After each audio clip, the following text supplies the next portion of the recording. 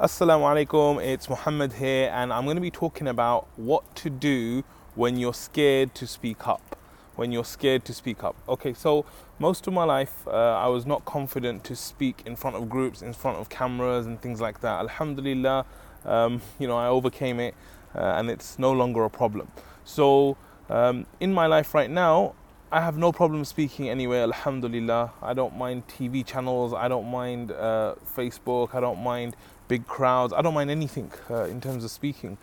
But one thing which I feel is like my Achilles heel, it's like my kryptonite, is actually speaking in front of family. Alhamdulillah, I have a wonderful family which is really huge, hundreds of people in my family in this country, and the thought of speaking in front of them really kind of paralyzes me a little bit.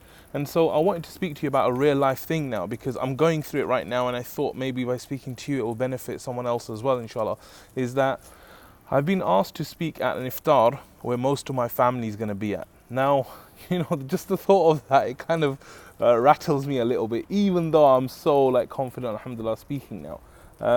And I don't know what it is. It's just like when you know that someone knows you so well. And for example, I'm thinking in the crowd is going to be my mom and dad. And I've never ever spoken in front of my mom and dad in terms of a speech that I remember anyway. So it's a very kind of strange and nerve-wracking thing for me. But I wanted to speak to you about how I'm dealing with it, so that inshallah, when you have difficulties speaking up, you can deal with it in an effective way as well. So the first thing I'm doing is that I'm really making sure that I don't stop myself from doing it. And I think this is one of the big mistakes that we make, is that we let the fear or the anxiety get in the way of the action. So the first tip I would give is that take that fear, take that anxiety, and just be cool with it.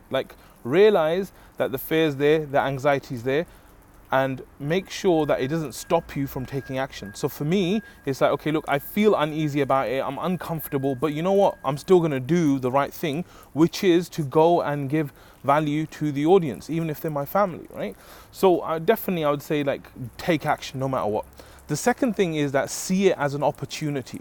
So rather than me seeing it as like a pain and a difficult thing, like I used to see a lot of things, I see it as an opportunity. It's an opportunity for me to, like I said, add value. It's an opportunity for me to kind of help my family and get them to move closer to Allah and to benefit them. So rather than seeing it as a problem, see it as an opportunity.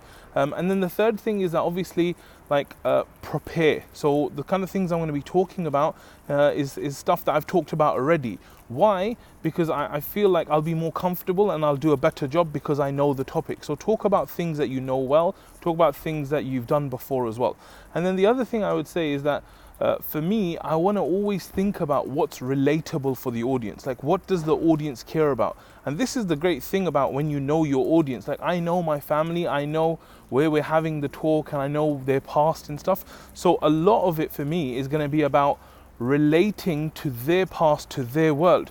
Because the truth is that if you really want to influence someone, you have to change the way they think about themselves, the way they think about others, the way they think about the world. And so in order for you to do that, you have to know a little bit about them already.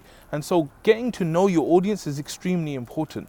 So like I said, even though this is a difficult thing for me, I'm going to try and go there and do my best. And I think this is the last thing I would give as a tip, is that have high standards. That even though it's a difficult thing that you're doing, it doesn't mean that you have to perform poorly. And if you have that mindset from the start that, look, I'm doing this difficult thing, I don't want to do it, Allah's going to help me, and I'm going to do it to the best of my abilities. Like, I'm going to go there and I'm going to speak in the best possible way with maximum influence and maximum benefit.